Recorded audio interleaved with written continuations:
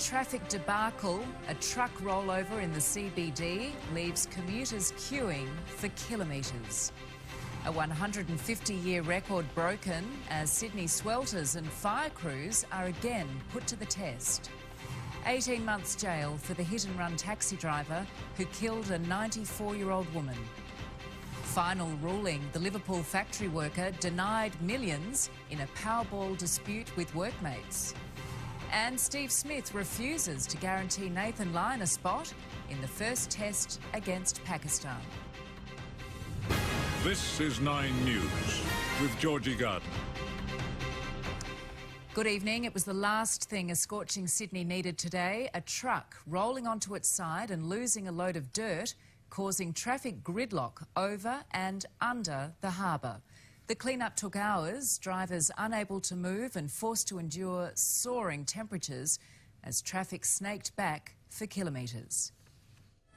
Barely creeping, barely crawling. Hundreds and hundreds of drivers sweltering in the heat and hot under the collar about this. A load of dirt and a twisted truck spread across a city traffic choke point where the Carl Expressway meets the Domain Tunnel. Southbound traffic at a standstill on the expressway and all through the Harbour Tunnel. We heard this loud bang and commotion and he's caused a mess. The truck's trailer toppled over after apparently clipping a guardrail. Part of the trailer torn away, spilling loads of debris onto the roadway below. We saw the truck on the back then. We quickly jump onto the road and try to find out what happened. Somehow, the driver from Smithfield-based Double X Trucking Group wasn't hurt and nor was anyone else. But Sydney's cross-city traffic was once again plunged into chaos because of just one crash. The line of cars reaching back several kilometres on all northern approaches to the harbour. On the Pacific Highway, the backup stretched past Crow's Nest and up to the Lane Cove Tunnel. Only a trickle of vehicles were getting over the bridge itself, while northbound drivers went sailing past, witnessing the gridlock. Especially in the conditions like this, pretty humid, it wasn't good. The trailer was eventually dragged back onto its wheel. The clean-up slow but steady. Little consolation for those who were fuming in the heat. Live to Cassandra Wallace, who is near the crash site. And Cass, how severe are the delays for southbound commuters now? Well, Georgie, although all southbound lanes have now reopened, there are still queues of more than 5 kilometres and buses are being delayed by more than an hour. So it is expected to be a long crawl home for many commuters.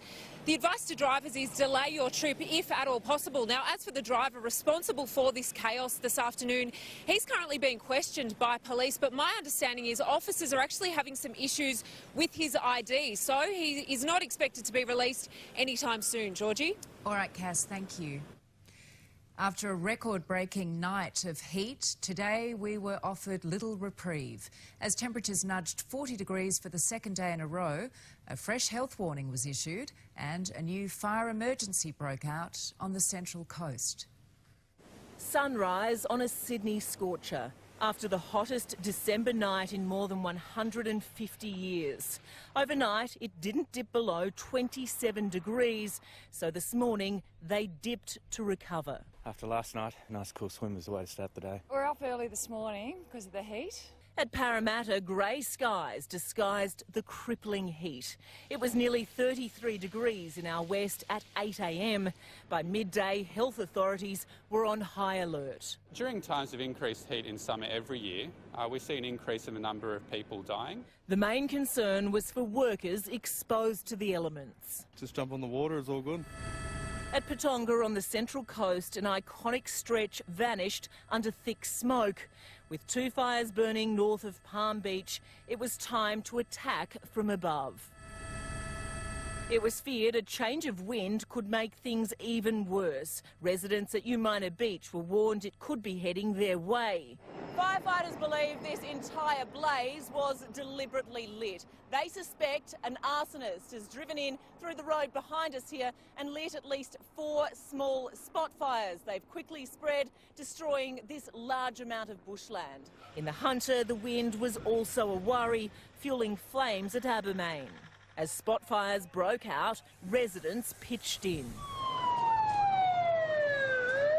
We have 2 in a row days of likely 36 degrees for Sydney, making that quite a unique event. At this Parramatta childcare centre, it was simply too hot to stay indoors. The lesson plan, paddle pools and a hose. Today was hard, but yesterday was a tough act to follow. Sydney siders used a record-breaking 2.1 billion litres of water. Yesterday was our highest in over 10 years. Normally we would supply around 1.4 to 1.5 billion litres a day, so it certainly is a big peak. Let's go now to Gabrielle Boyle, who's at the scene of today's fire at Patonga. And Gabby, what can you tell us? What's the situation there now?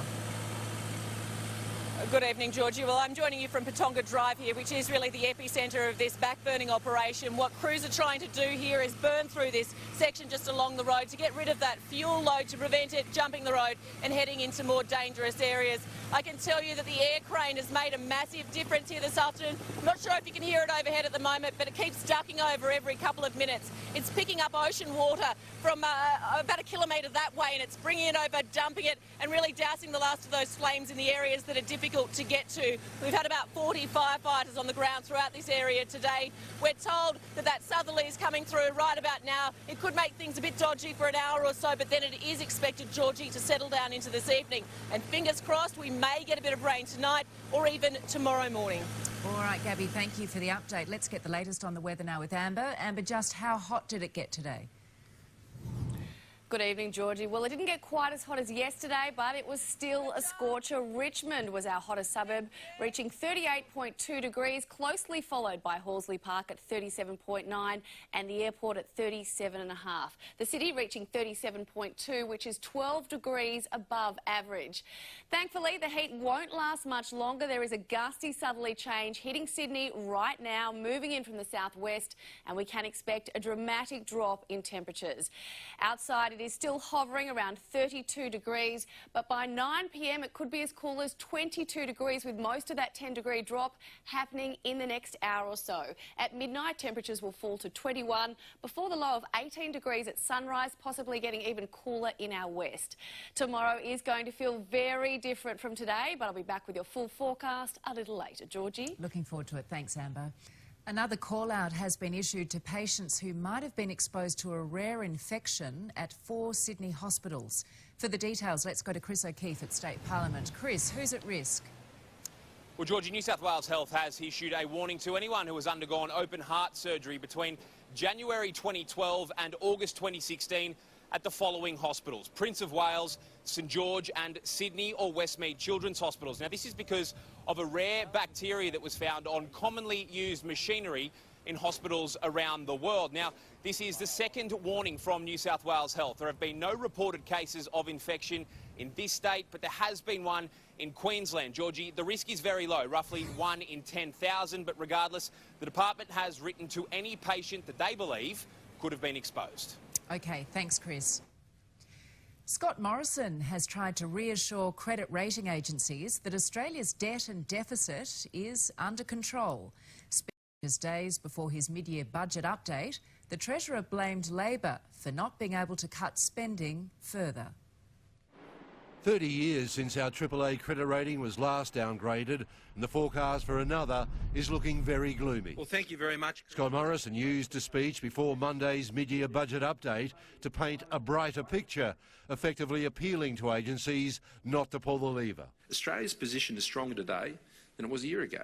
We can be more confident about the direction of our economy today than we certainly could have been in recent years. As the agencies demand evidence of a realistic path to surplus, he pointed to $21 billion already saved. I'm sorry to be political about this. Then blame Labor for the cuts not being bigger. You could be forgiven for thinking Labor is sabotaging the budget to undermine Australia's AAA credit rating for their own political gain.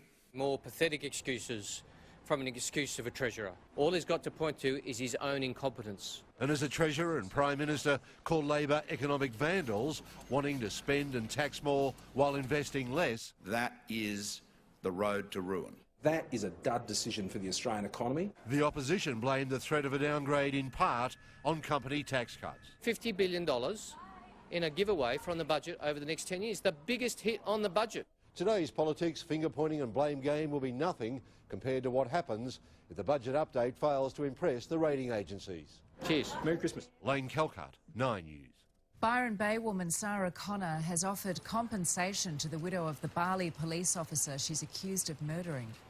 I'm not rich, but I wanted to offer you a donation. I feel deep empathy and sorrow for you and your family. And I pray God to give you strength and support.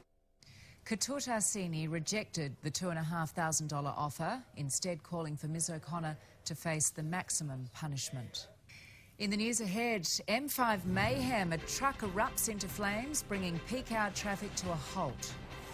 From Miranda to Castle Hill and Parramatta, the Sydney shopping centres now open longer for the Christmas rush. In a 9 News exclusive, we'll tell you about the new rapid blood test identifying heart attacks, changing treatment for chest pains.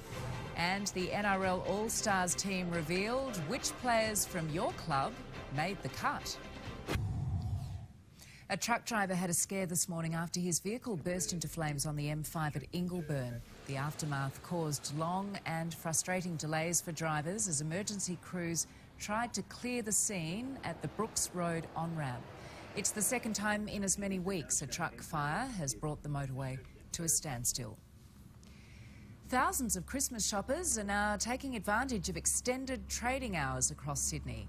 Retailers are expecting a huge surge in customers, with all major centres staying open longer in the lead-up to Christmas Day. For those who tend to leave gift buying to the last minute, 3 little words will be music to your ears. We have extended trading hours. From today, centres across the suburbs will stay open late, right up until Christmas Eve, leaving plenty of time to get through your shopping list. That's if you don't mind the crowds. Always leave things to the last minute. So I think this is my last shop. At Castle Towers, before you've even got through the doors, it's car park chaos. At Miranda, it's every shopper for themselves. I just live across the road, so that's easy. No parking problems. Open late tonight, Westfield Sydney and Bondi Junction, while the department stores at Westfield Parramatta and Miranda don't close until 10. We like to give our shoppers the best opportunity to be able to get in and shop and get those presents that they really need to get at the last minute. And by the time the presents are wrapped and under the Christmas tree, we'll be $3.9 billion poorer, with 1 in 3 of us planning to put the whole lot on the credit card.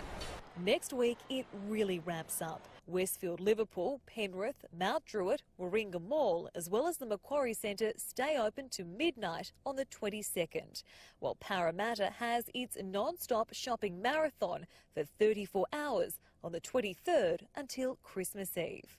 The only hope, you find what you're looking for. Kate Creedon joins us now from the Macquarie Centre. And Kate, how busy is it there tonight? Well, Georgie, it is still packed with shoppers taking advantage of the extended trading hours. It's open until 8 o'clock tonight, and there is still time to come down. Last year, in the lead up to Christmas, foot traffic increased by around 50% here in the centre, and it's expected to be even busier this year, with stores opening earlier in the morning and closing later at night. But don't leave it too long. There is now just 10 days left to get everything on your list. Georgie? Good advice, Kate. Thank you. Chest pain is one of the most common reasons for emergency visits to hospitals, but many patients don't require urgent treatment. Doctors are now trialling a new way of managing patients who show early signs of a heart attack.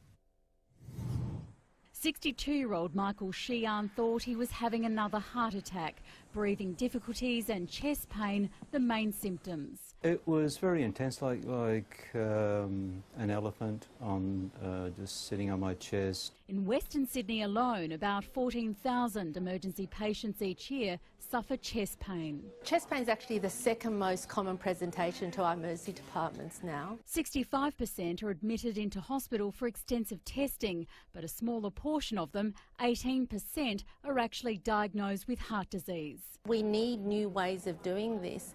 In a new trial, doctors at Westmead Hospital are now discharging patients from emergency if they've tested negative in their ECG, which looks for heart abnormalities, and if a new troponin blood test, which signals damage, is found to be normal. So I think the new troponin test has made this possible because we can be more confident that they're definitely not having a heart attack. A new rapid access cardiology clinic is designed to follow up patients within 2 days. Still to come tonight, we have breaking news from Walleye Creek, where the Princes Highway is closed due to a crash. Also, power shock. Your electricity bill's about to rise. We'll tell you why and by how much. Just days out from Christmas, another big company has joined the growing list of those going bust, leaving 700 people unemployed.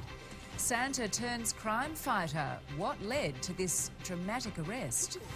And after 65 years, the final bell rings on the impressive career of a Canterbury South schoolteacher.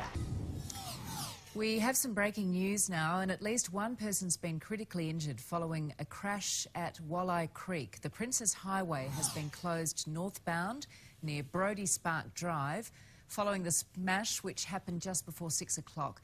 One lane has also been shut southbound, with traffic backed up for several kilometres in both directions.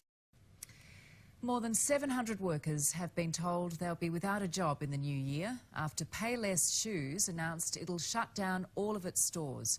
The business is the latest in a growing list of big-name Australian brands which this year went bust. When companies fail, they leave a trail of destruction. They affect a lot of people, in particular employees and families and the creditors. In the last financial year, almost 9,500 companies went bust, up 13% on the previous year. My feeling is that there's no reason to be alarmed by these figures. There are well-known names like hospitality chain Keystone that owned the rights to Jamie Oliver's Australian restaurants. Political figures, ex-Senator Bob Day's building company went down, and Clive Palmer's Queensland Nickel, where the scars are still raw. I don't know whether companies realise the effect they have on not just community but people's own personal lives. Retailer Dick Smith collapsed early in the year, with inquiries still to come. And our second largest steel company, Arium, owner of the Whyalla Steelworks, its assets are set for a fire sale. There's fashion brand Willow, Howard's Storage World, kids clothing chain Pumpkin Patch, discount shoe chain Payless Shoes, and one of our best-known wedding dress designers, Johanna Johnson. Some collapses were sparked by dramatic events, such as trucking company Macaleese. It owned Cootes Transport, involved in a fiery crash in Sydney's Northern Beaches 2 years ago. Not even businesses that deal with emergencies are immune. Another that failed is Byron Group, Australia's biggest ambulance builder. The expectation in the insolvency profession is that it's probably going to get worse. Ross Greenwood, 9 News. Drug dealers in Peru have been busted after finding their way onto Santa's naughty list. Specialist police went undercover in red and white suits before pulling weapons out of their Christmas sacks and storming a drug house. The special operation ended with 4 people being arrested. It's hard to imagine going to work at 84 years of age, let alone teaching a classroom of primary school students. But that's exactly what Sally Hill has been doing for 65 years. And today, the state's oldest teacher finally retired. There's some things about school that never change. Good morning, Mrs. Hill. Mrs. Sally Hill as comfortable as ever on her last day of an incredible 65 years in the classroom. Wow, you're so quiet and sensible. How good is that? Life just has to be lived. You know, never mind about putting your feet up in the rocking chair. That doesn't appeal to me. At 84 years old, she's seen a lot. When she started teaching, Robert Menzies was Prime Minister, Delta won the Melbourne Cup, and Lindsay Hassett was the Australian cricket captain. But it's technology that's shocked her most. Technology has been absolutely wonderful, but sometimes I wonder how beneficial it really is. The art teacher at Canterbury South Public has even watched her students become her colleagues. She's inspired me and she's been an awesome mentor. The Minister, equally as impressed. She was pretty good, don't you reckon? Tell you what, she's equally as passionate on their last day as I'm sure she was on her first day. And that's where we see the biggest impact on kids. While the government is recognising Mrs. Hill's achievements, she says it is the recognition from students, past and present, that will stay with her into retirement. If you do make a mistake, she turns it into something that's even better than it was before. So much about her that she's special, and I'm going to miss her. I've enjoyed being here. I will miss you all. Chris O'Keefe, 9 News. Nice story. Ahead in 9 News, Parramatta parking inspectors receive a security boost, but is it an invasion of privacy? Plus, electricity bills are set to soar. We'll tell you exactly how much more you'll be charged. Tough news for household budgets, with a warning electricity bills are expected to jump next year. The rise is being blamed on the closure of a Victoria power plant, sparking a political fight between energy ministers meeting today in Melbourne. It could be accused of being an energy minister's talkfest, but if that's the case, Anthony Roberts is doing the tough talking. New South Wales is not going to be lectured to by states that can't even keep the power on at the moment. Top of the agenda, the closure of Victoria's Hazelwood coal-fired power station in March and the impact that will have on power prices. New South Wales households face a 3.9% increase every year, adding about $74 to the average electricity bill. Energy prices have continually outstripped inflation, rising 60% in the past 6 years. People can't survive now paying electricity. Sometimes there comes the bill for $1,000. It's very hard to pay it, but we have no choice. As high as prices are, we're actually better off than other states. After New South Wales deregulated the energy market a couple of years ago, competition has increased. It means that households that shop around can actually save as much as $400 a year on their electricity bills. But our Energy Minister says that's at risk when other states chase unrealistic targets on how much energy comes from renewable sources such as wind power. Electricity does not stop at borders, and some of the issues we've seen in some of the southern states from New South Wales, where the reliability of supply has been less than optimal, is certainly not acceptable. Higher renewable energy targets also in the federal government sights. This is all very destructive to households and to businesses and to the investment climate, because what it does do is it sends electricity prices higher. Eddie Meyer, 9 News. To finance, and the stock market closed higher today. The All Ordinaries up almost 39 points. Our dollar is buying 74 US cents and 86 Japanese yen. The average petrol price for unleaded is $1.29 a litre. For E10, it is $1.28. Here's Amber. After our hottest December night on record, it was a hot, cloudy and windy day. Tonight, those hot westerly winds have turned southerly, with a gusty cool change making its way across Sydney. It was slightly cooler than yesterday, but only just. Campbelltown hit 35 degrees, 36 in Parramatta and Blacktown, while the city hit 37 degrees, along with Terry Hills and Penrith. It was hot across most of New South Wales too, reaching 36 degrees in Newcastle, while further inland it reached 38 in Dubbo. That cool change has already hit the south coast, with a huge drop in temperatures. Norah Head dropped 7 degrees in 10 minutes, while northern New South Wales is seeing a more gradual cool down. Tomorrow, a broad region of low pressure remains over New South Wales and Queensland, triggering showers and storms. They will be heaviest over parts of northern New South Wales. Interstate, a gorgeous day is on the way for the cricket in Brisbane tomorrow. Sunny and 32 degrees. It will be cool and wet for Canberra, 17, fine and a top of 20 on the way for Melbourne. Around New South Wales, it will be much cooler than the past few days for most of the state. Batemans Bay and Wollongong are only heading for a top of 19 degrees, while inland areas won't be much warmer, heading for a top of just 22 in Bathurst and in Mudgee. Tonight, Sydney will see that gusty southerly change. It will drop temperatures by as much as 10 degrees in 2 hours with a light shower or two. The city is heading for an overnight low of 18 degrees, slightly cooler in our west, 17. Then tomorrow, it will be cool, cloudy and wet. We are expecting between 6 to 20 millimetres of rain across the Sydney Basin, with the west expecting slightly heavier falls. Temperatures will be way below average. We're only expecting a top of 21 degrees in Penrith and Richmond, 20 in Campbelltown, Blacktown and Parramatta, 21 the top for the city and a cooler 19 on the way for Terry Hills.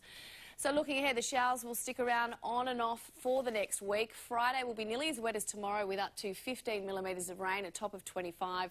That heat will return on Saturday, warming up to 33 degrees with a few showers and a possible storm before cooling back down on Sunday, 22 degrees with a light shower or two. In our west, it will be wet on Friday, 27 degrees, a warm day on Saturday, 35 degrees with a possible storm, a light shower on Sunday, 24, with those unsettled conditions sticking around next week. But a much cooler day on the way tomorrow, Georgie. What a difference a day makes, Amber. Thank you very much. And that is 9 News for this Wednesday. Layla McKinnon's up next with a current affair. I'm Georgie Gardner. Thanks for being with us. Good night.